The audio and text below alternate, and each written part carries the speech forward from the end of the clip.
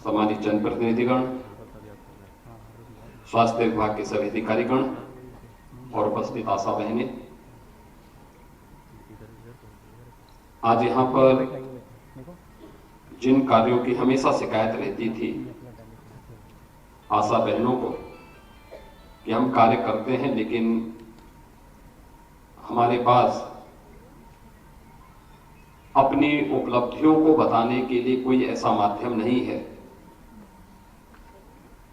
जिसके माध्यम से हम लोग शासन से मिलने वाले मानदेय को समय पे प्राप्त कर सकें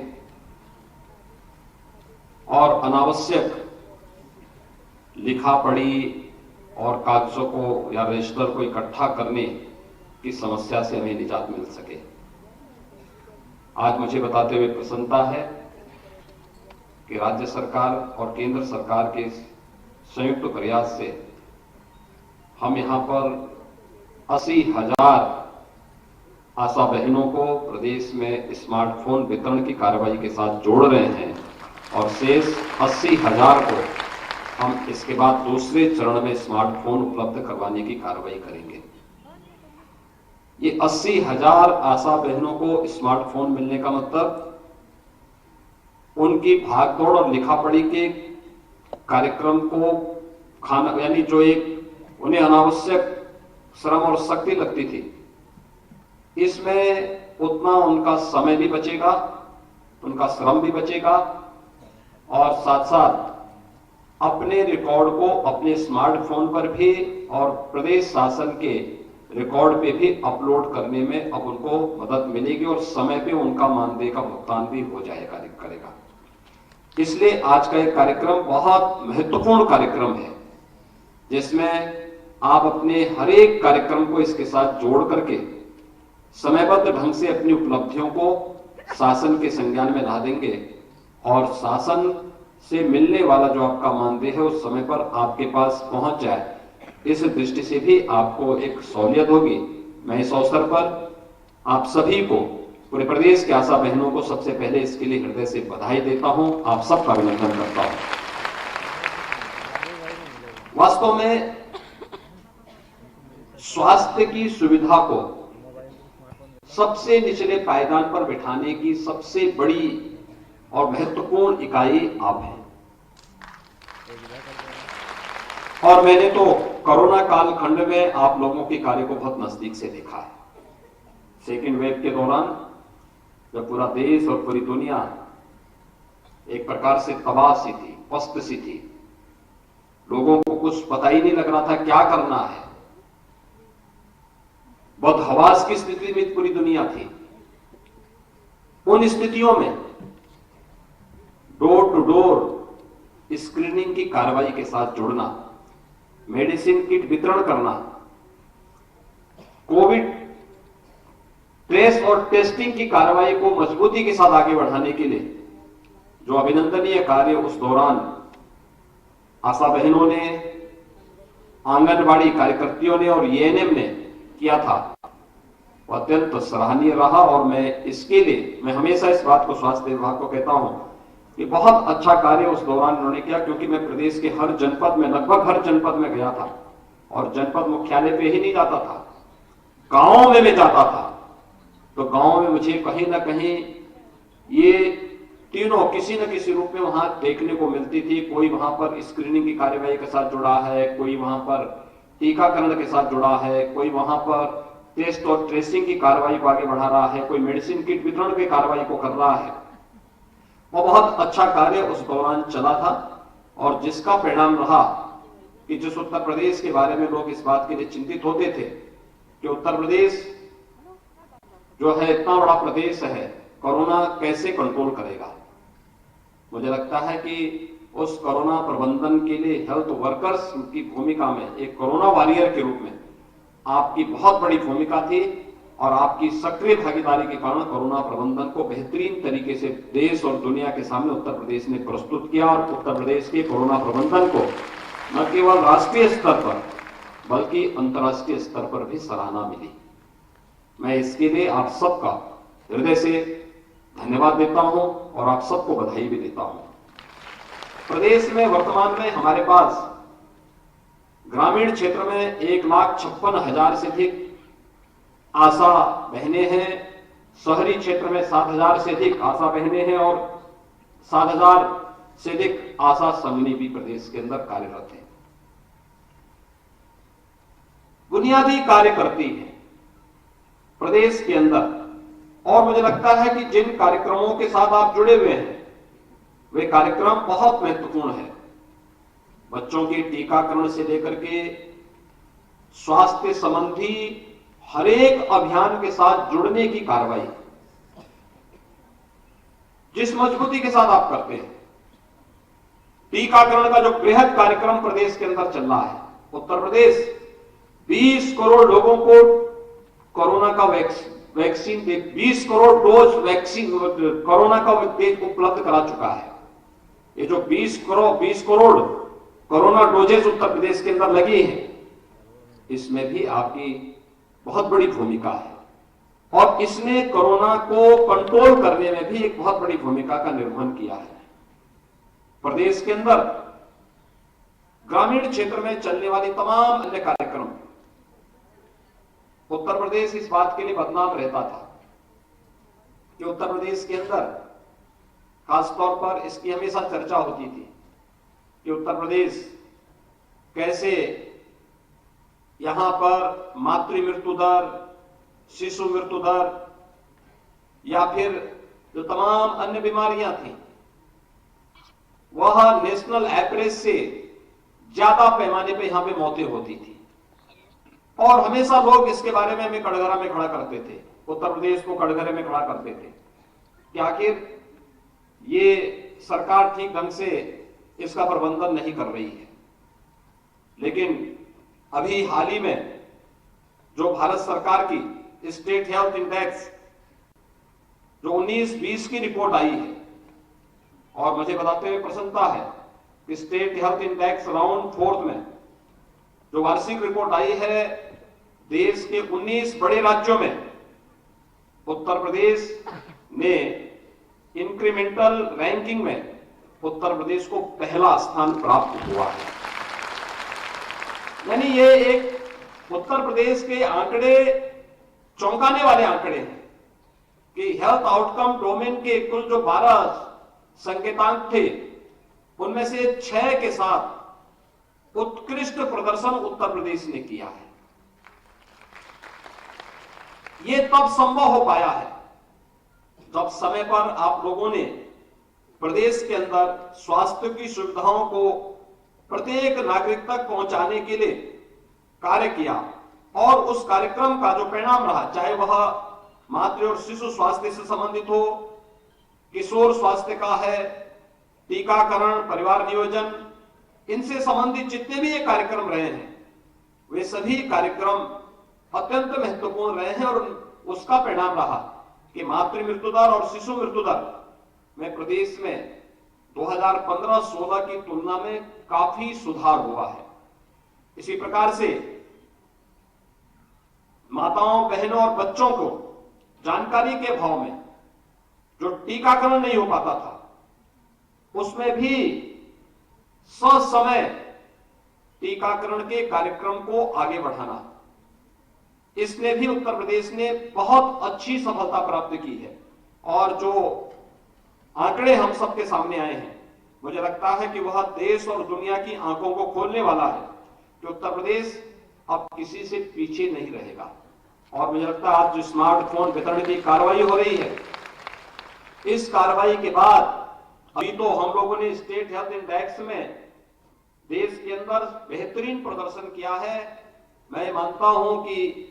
आने वाले समय में उत्तर प्रदेश के जो डाटा होंगे, जिस तेजी के साथ यहां पर कार्य हुआ है, वह बहुत ही अच्छा होगा। बहुत ही अच्छी सफलता देश के अंदर एक नया मॉडल इस फील्ड में उत्तर प्रदेश प्रस्तुत करने में सफल होगा। अगर हम पूरे प्रदेश देश के अंदर देखें, न केवल ग्रामीण क्षेत्र में और समाज के अंतिम पायदान पर बैठे हुए व्यक्ति तक स्वास्थ्य की बेहतरीन सुविधा उपलब्ध कराने के लिए उत्तर प्रदेश ने विगत 4.5 वर्ष के अंदर बेहतरीन सफलता प्राप्त की, बल्कि प्रदेश के अंदर स्वास्थ्य सुविधाओं के विस्तार करने यानी हेल्थ इंफ्रास्ट्रक्चर के विस्तार करने में भी हमने सफलता प्राप्त की है। आज इसी का परिणाम है कि उत्तर प्रदेश हर जनपद में एक मेडिकल कॉलेज खोलने की ओर अग्रसर है। उत्तर प्रदेश के हमारे 59 जनपदों में एक एक मेडिकल कॉलेज है।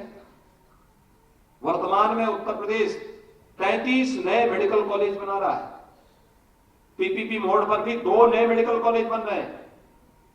और तेजी के साथ हम लोग इस कार्रवाई को आगे बढ़ाने का कार्य कर रहे हैं, जिससे आने वाले समय में उत्तर प्रदेश के अंदर विशेषज्ञ स्वास्थ्य सुविधाओं के लिए हर जनपद में एक जनपद एक उत्पाद की तर्ज पर एक जनपद एक मेडिकल कॉलेज, यह हम प्रदेश के अंदर लागू कर सकें। मुझे याद है जब कोरोना का पहला मामला आया था, उस दौरान प्रदेश के अंदर जब मैं देख रहा था कि प्रदेश के अंदर हमारे 56 यानी प्रदेश के अंदर 36 ऐसे जनपद थे जिसमें एक भी आईसीयू के बेड नहीं थे। आज मुझे बताते हुए प्रसन्नता है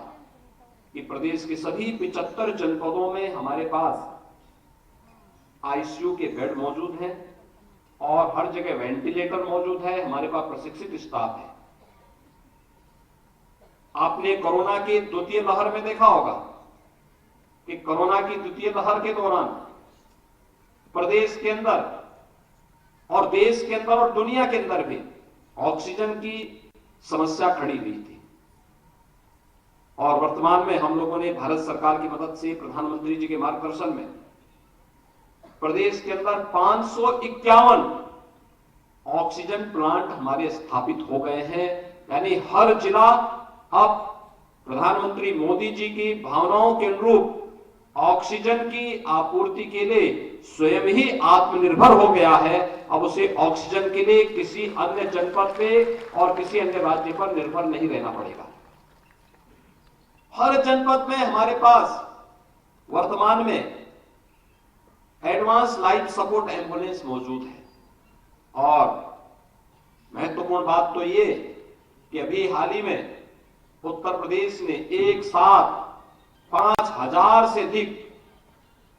स्वास्थ्य केंद्रों का लोकार्पण का कार्यक्रम और शिलान्यास की कार्रवाई को संपन्न भी किया है। इतने बड़े पैमाने पर इतनी बड़ी संख्या में स्वास्थ्य केंद्रों की स्थापना इससे पहले कभी नहीं हुआ है और किसी भी राज्य में नहीं हुआ होगा जितना राज्य के अंदर हुआ है। यानी सशक्त समाज की पहली आधार है स्वस्थ समाज का। अगर समाज स्वस्थ नहीं तो सशक्त भी नहीं हो सकता और सशक्त नहीं तो समृद्ध भी नहीं हो सकता। यानी एक दूसरे से जुड़े हुए हैं। तो स्वास्थ्य की सबसे महत्वपूर्ण कड़ी के रूप में आशा बहनों की भूमिका असंदिग्ध है, इसमें कोई संदेह नहीं किया जा सकता है। और आप आज यहां पर आए हैं, स्मार्टफोन वितरण की कार्रवाई आपको और भी सशक्त करने में मदद करेगा और आप अपने न केवल अपनी उपलब्धियों को समय पे इसको अपलोड करने में आपको सफलता प्राप्त होगी, बल्कि इसे आप आगे बढ़ाने का कार्य कर पाएंगे। यह मैं विश्वास के साथ कह सकता हूं। आज जब हम लोग यहाँ पे स्मार्टफोन वितरण की इस कार्रवाई के साथ जुड़े हुए हैं, 80,000 आशा बहनों को आज स्मार्टफोन प्रदेश के अंदर वितरित हो रहा है। इसकी ट्रेनिंग की कार्रवाई और इससे जुड़ी हुई सभी प्रकार की प्रक्रियाएं लगभग संपन्न हो चुकी हैं। वे 80,000 बहनें इसके साथ जुड़ेंगे और बहुत शीघ्र शेष 80,000 के लिए स्मार्टफोन ला करके उन्हें भी इस कार्रवाई के साथ जोड़ेंगे, तो उनको फिर समय से मानदेय देने या अन्य प्रकार की कार्रवाई को आगे बढ़ाने में कहीं भी कोई समस्या नहीं आएगी। मैं आज के इस अवसर पर विशेष रूप से आपका अभिनंदन करूंगा। कोरोना कालखंड में जो कार्य आप लोगों ने किया, कोरोना कालखंड में सचमुच मैं देख रहा था सेकेंड वेव के दौरान बड़े बड़े लोग भयभीत थे, लेकिन मैं जिस गांव में जाता था मैं उस गांव में देखता था कि मुझे कोई ना कोई आशा बहन, कोई ना कोई आंगनबाड़ी, कोई ना कोई एएनएम वहां मुझे अवश्य दिखती थी। मैं पूछता था क्या कर रहे हैं आप यहाँ पे? वो कहते थे हम लोग यहाँ पे स्क्रीनिंग कर रहे हैं, कोई भी संदिग्ध व्यक्ति का उसको मेडिसिन किट दे रहे हैं, उसकी 24 घंटे के अंदर हम जांच करेंगे, टेस्ट करवाएंगे और फिर उसके लक्षण के अनुरूप अगर उसमें कोई लक्षण है तो उसको हॉस्पिटल में लेके जाएंगे, लक्षण नहीं है तो होम आइसोलेशन की व्यवस्था करेंगे, होम आइसोलेशन में भी उसकी देखभाल हम लोग करेंगे। यानी ये कार्य जब हर व्यक्ति अपने लिए उस समय जी रहा था, तब ये तीनों संवर्ग समाज के जीवन को बचाने का कार्य कर रहे थे। और वह बहुत बड़ी उपलब्धि किसी भी व्यक्ति के लिए हो सकती है कि वह अपने लिए नहीं बल्कि इस सदी की सबसे बड़ी महामारी में उनको बचाने के लिए कार्य कर रही थी, जिस पर उनको उस समय सबसे बड़ी आवश्यकता थी। क्योंकि उसका जिस प्रकार से नेगेटिव वातावरण फैलाने का प्रयास हो रहा था, जिस प्रकार से उस समय तमाम प्रकार की अफवाहें फैलाई जा रही थी, उस दौरान आशा बहनों ने बहुत बेहतरीन काम किया था। उस दौरान उस नकारात्मक माहौल को भी सकारात्मक दिशा से आगे बढ़ाने में एक बड़ी भूमिका आपकी थी। और इसी दिशा से सरकार ने तय किया कि हम लोग 1 अप्रैल 20 से, यानी जब से कोरोना प्रारंभ हुआ था उस समय से लेकर के 31 मार्च 22 तक कोविड की रोकथाम का अच्छा कार्य करने वाले जितने भी 24 महीने के इस दौरान, जो 24 महीने का कार्य कालखंड होगा, इस दौरान अतिरिक्त मानदेय के रूप में आशा और आशा संघनी को हम लोग 500 रुपए प्रति माह उनको अतिरिक्त उपलब्ध करा रहे हैं। इसके लिए मैं आप सबको हृदय से बधाई देता हूं, अपनी शुभकामनाएं देता हूं। इसके साथ ही आपको आशा और आशा संघनी को जो राज्य सरकार से हम लोगों ने पहले आप लोगों को अब तक केंद्र सरकार के द्वारा 2000 रुपए प्रति माह और राज्य सरकार से 700 रुपए प्रति माह उपलब्ध कराया जाता था। इसके अलावा जो विभिन्न प्रकार के कार्यक्रम है प्रोत्साहन राशि के रूप में जो आपको प्राप्त होता था, जैसे संस्थागत प्रसव के लिए, टीकाकरण के लिए, बच्चों की देखभाल आदि के लिए, ये राशि पूरी आपको जो उपलब्ध होती थी तब 5300 रुपए मानदेय आपको उपलब्ध हो पाता था। आज राज्य सरकार आपके कार्यों को देखते हुए राज्य सरकार ने तय किया है कि इस राशि को हम लोग 750 से बढ़ा करके 1500 रुपए करने जा रहे हैं, जिसे आप लोगों को स्मार्टफोन मिलने, कम से कम 6000 रुपए एक फिक्स मानदेय तक आप लोग पहुंच सकेंगे और इससे आपको काफी हद तक कार्य करने में आगे मदद मिलेगी। और स्मार्टफोन की कार्रवाई के साथ साथ अन्य प्रकार की शासन की विभिन्न योजनाओं का लाभ आप ले पाएंगे। इसके अलावा 60 करोड़ यानी प्रदेश के अंदर 20 करोड़ कोविड डोज वैक्सीन की डोज उपलब्ध कराने की कार्रवाई को, यानी 60 दिवस से अधिक दिनों में टीकाकरण करने वाली जो संविदा पर कार्यरत एएनएम है, उन्हें हम एक मुश्त 10,000 रुपए का मानदेय उन्हें हम यहां पर उपलब्ध कराएंगे। और इन पर जो संविदा में कार्यरत एएनएम है, इन लोगों को इस राशि को हम उपलब्ध करवाने की कार्रवाई करेंगे, क्योंकि उत्तर प्रदेश का जो ये प्रबंधन है, खासतौर पर टीकाकरण की जो कार्रवाई है, उसको सबसे अच्छी गति से उत्तर प्रदेश ने आगे बढ़ाने का कार्य किया है। और उस कार्रवाई का प्रभाव पूरे देश के अंदर पड़ा है। हर व्यक्ति इस बात को मानता है कि उत्तर प्रदेश का जो कोविड प्रबंधन का परिणाम है, सबसे अधिक टेस्ट, सबसे अधिक टेस्ट के साथ साथ वैक्सीनेशन की कार्रवाई को उत्तर प्रदेश ने आगे बढ़ाया है। और साथ साथ प्रदेश ने ही अन्य तमाम प्रकार के कार्यक्रमों को भी आगे बढ़ा करके न केवल स्वास्थ्य के क्षेत्र में बल्कि कोरोना प्रबंधन, कोरोना रोकथाम के प्रबंधन में भी एक बड़ी भूमिका का निर्वहन किया है। थर्ड वेव की आशंका व्यक्त की जा रही है। मैं भी एक बड़े संस्थान का निरीक्षण करके भी आया हूं और मैंने देखा है, यद्यपि सेकेंड वेव की तर्ज पर वो यह थर्ड वेव खतरनाक नहीं है, संक्रमण हो सकता है। क्योंकि सेकेंड वेव में हम देखते थे कि 12 से 15 दिन और कुछ लोगों को ज्यादा दिन भी लगता था रिकवर होने में, नेगेटिव रिपोर्ट आने में। लेकिन इसमें अब तक हम लोगों ने देखा है कि 90% से ज्यादा लोग तो केवल सामान्य, उनको फीवर है, कोई सामान्य, बहुत सामान्य लक्षण भी नहीं उनपे है, घर में ही ठीक हो जा रहे हैं, घर में रह रहे हैं, होम आइसोलेशन में ही उसमें ज्यादातर लोग हैं। लेकिन फिर भी सतर्कता और सावधानी की दिशा से हमें अपने आप को उसके साथ जोड़ना पड़ेगा। और खासतौर पर जागरूकता का कार्यक्रम जितना अधिक हम चला पाएंगे, प्रदेश सरकार आज के दिन पर न केवल ऑक्सीजन, हर जनपद में हमारे पास पर्याप्त मात्रा में ऑक्सीजन उपलब्ध है, बल्कि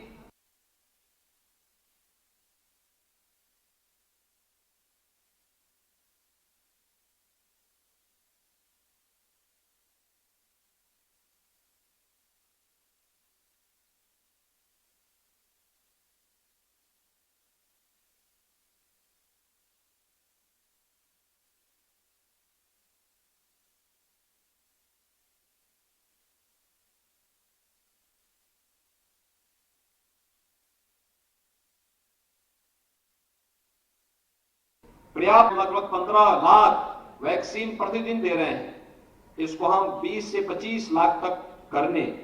और मुझे लगता है कि कोविड प्रबंधन में जो भी लोग लगेंगे, कोरोना वॉरियर्स के रूप में जो लोग कार्य करेंगे, इनको एक बूस्टर डोज इसकी अलग से मिलनी है। वे लोग भी इसको लेने की कार्रवाई को अगर आगे बढ़ा देते हैं तो काफी हद तक हमें इसको सफलता मिलेगी। लेकिन लोगों को जागरूक करने की आवश्यकता है, बताने की आवश्यकता है, खासतौर पर जिन्होंने वैक्सीन नहीं ली है। और मैं आज अनुरोध करूंगा स्वास्थ्य विभाग से कि निगरानी समिति को फिर से एक्टिव करके डोर टू डोर जो स्क्रीनिंग की कार्रवाई चल रही थी, इसमें न केवल लक्षण युक्त व्यक्ति को हमें चिन्हित करना पड़ेगा, बल्कि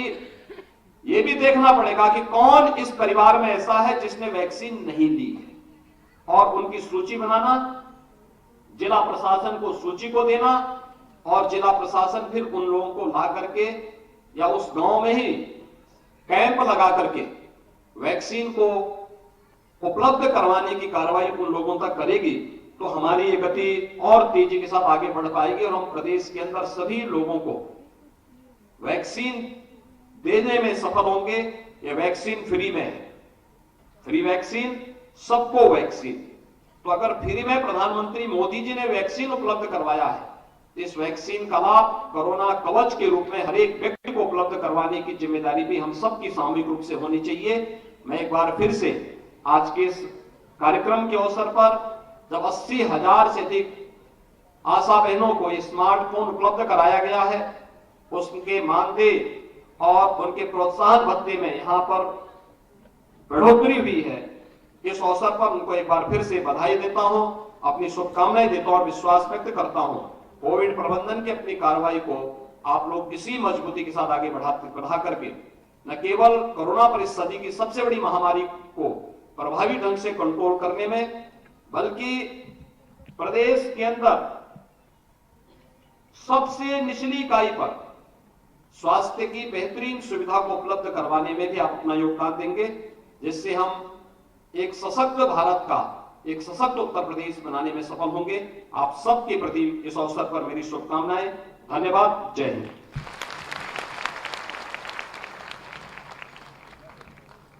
बहुत बहुत धन्यवाद और आभार माननीय।